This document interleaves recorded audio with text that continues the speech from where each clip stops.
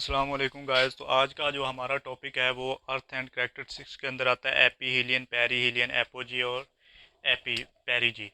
तो सबसे पहले जाता है एपीहीलियन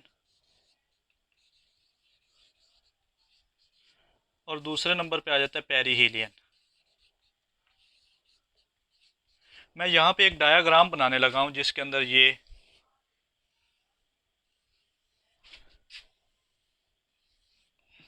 ये इसके अंदर मैंने शो कर रहा हूँ कि ये है अर्थ, और ये वाला जो है ये है सन, और ये वाला फिर अर्थ में आ जाता है। यहाँ पे एपीहीलियन क्या होता है, सॉरी एपीहीलियन क्या होता है कि एपी मींस अवे, जब जमीन और सूरज का मैक्सिमम डिस्टेंस होता है। इसके अंदर हम क्या लिख सकते हैं, मैक्सिमम डिस्टेंस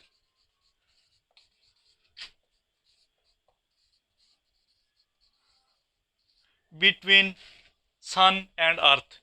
जमीन और सूरज का दरमियान वाला ज्यादा से ज्यादा फासला उसको हम एपीहीलियन कहते हैं, एपीहीलियन कहते हैं। तो ये मैं यहाँ पे लिख रहा हूँ एपीहीलियन। जब एपीहीलियन होता है तो ज़मीन का जो एवरेज डिस्टेंस है वो तकरीबन 150 मिलियन किलोमीटर है। जब एपीहीलियन होता है तो ज़मीन का फासला कितना हो जाता है, तो ज़मीन का जो फासला होता है वो 152 मिलियन किलोमीटर हो जाता है। 152 मिलियन किलोमीटर होता है जब एपीहीलियन होता है, जब maximum distance between sun and earth, तो उसको हम कहते हैं एपीहीलियन। और वो 152 मिलियन किलोमीटर होता है। तो वो कौन सी डेट को होता है जब एपीहीलियन होता है? एपीहीलियन जो होता है वो तकरीबन ज़मीन और सूरज का जो सब दरमियान का जो ज़्यादा से ज़्यादा फासला जो होता है वो कब होता है? वो तकरीबन 4 जुलाई को होता है। 4 जुलाई को एपीहीलियंस, एपी मीन्स अवे कहते हैं और हीलियंस मीन्स सूरज को कहते हैं। Maximum distance between sun and earth उसको हम एपीहीलियन कहते हैं। और उसके उस दिन जब एपीहीलियन होता है, मतलब एपीहीलियन वाले दिन ज़मीन का एवरेज डिस्टेंस जो है वो 150 मिलियन किलोमीटर है। तो उस वक्त फासला कितना होता है? तो ज़मीन का उस वक्त जो डिस्टेंस है वो 152 मिलियन किलोमीटर्स है। और वो कब होता है? 4 जुलाई को होता है। और पेरीहीलियन किसे कहते हैं? पेरीहीलियन उसे कहते हैं,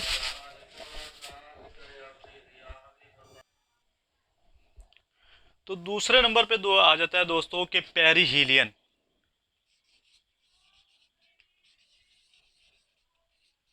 पेरीहीलियन क्या होता है? मिनिमम डिस्टेंस बिटवीन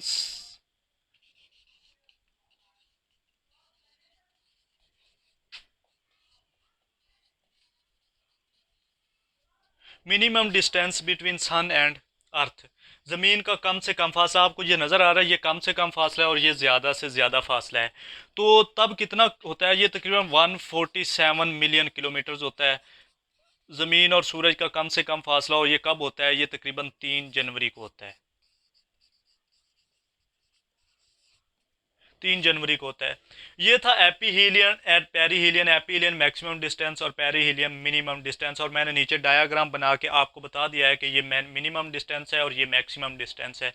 तो दूसरे नंबर पे आज दूसरा जो टॉपिक है हमारा वो है एपोजी एंड पेरीजी। ये था सन के लिहाज से, sun with respect to sun. अब हम करते हैं with respect to moon. Moon जो है वो ज़मीन की सैटेलाइट है। मून की वजह से जो एपोजी और पेरीजी आते हैं वो किस वजह से आते हैं और उनकी क्या वजूहत हैं? तो सबसे पहले जाता है एपोजी। एपोजी तो इसी तरह मैं यहाँ पे बनाने लगा हूँ, ये लिख देता हूँ मैं अर्थ, ये मून, ये फिर अर्थ लिख देता हूँ।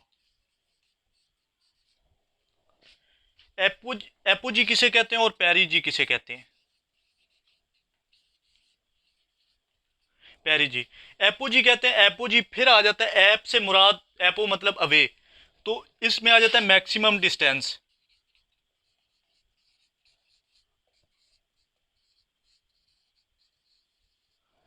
ये आ जाता है एपोजी। ये जब एपोजी होता है तो जमीन और जो मून है, चांद के दरमियान जो एवरेज डिस्टेंस है वो तकरीबन 3,80,000 किलोमीटर है। 3,80,000 किलोमीटर है। तो जब एपोजी होता है और पेरिजी होता है तो वो कितना होता है? जब एपोजी होता है तो तकरीबन 4,06,000 4,06,000 किलोमीटर होता है। तब ज़मीन और चांद का दरमियानी फासला इतना हो जाता है, इसको हम कहते हैं एपोजी। और ये वाला आ जाता है पेरिजी। पेरिजी कब होता है? जब ज़मीन का जो दरमियानी फासला है, ज़मीन और चांद का जो दरमियान वाला फासला है वो तकरीबन 3,67,000 किलोमीटर, इसको कहते हैं पेरिजी। ये एपोजी है, मैक्सिमम डिस्टेंस है, पेरिजी है मिनिमम डिस्टेंस।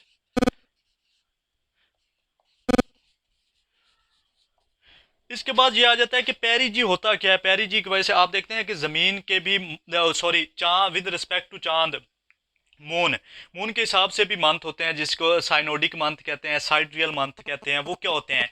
साइनोडिक मंथ क्या होता है और साइड्रियल मंथ क्या होता है? साइनोडिक मंथ जो है, जो पेरिजी है, साइनोडिक मंथ का जो टाइम पीरियड होता है,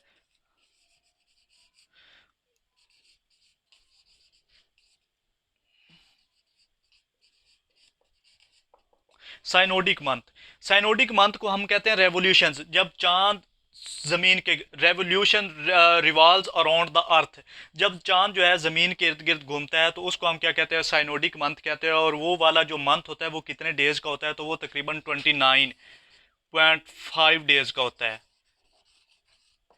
ये होता है साइनोडिक मंथ। इसको हम रेवोल्यूशंस भी कहते हैं। मून की revolution revolves around the earth, जब जमीन के गिर्द चांद घूमता है, मून घूमता है, रिवॉल्व करता है, तो वो वाला जो मंथ होता है वो 29.5 डेज का होता है और उसको हम साइनोडिक मंथ कहते हैं।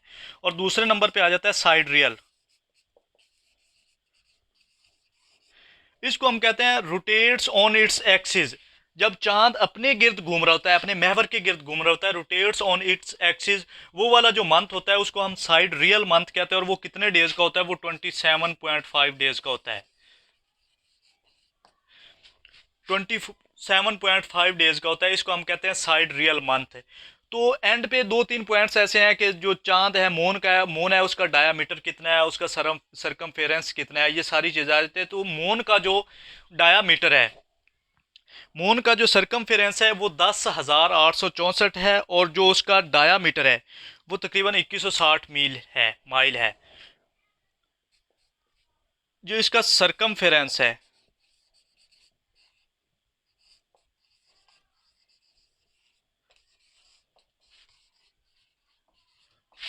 मून जो है वो तकरीबन 10,840 किलोमीटर। और इसका जो डायामीटर है, मुहित, वो 2160 माइल है। 3403 हजार 3,400 एंड समथिंग किलोमीटर्स है। और 2,160 माइल है। ये ज़मीन का है डायामीटर और सरकमफेरेंस। चले, आज का हमारा मेन टॉपिक था पेरियोजी, एपोजी, पेरिजी, एपीहीलियन, पेरीहीलियन। तो आज का ये हमारा टॉपिक एंड होता है। तो चलिए, दुआओं में याद रखिएगा। अल्लाह हाफिज़।